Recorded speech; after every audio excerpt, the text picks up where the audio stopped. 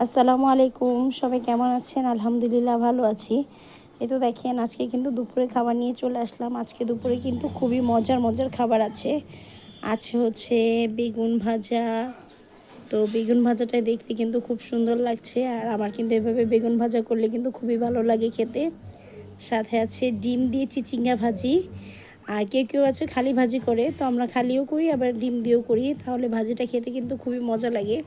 আর দেখেন ভাজিটার কালারটা কিন্তু খুব সুন্দর লাগছে, হলুদ আর সবুজ। সাথে আছে ডিম তরকারি।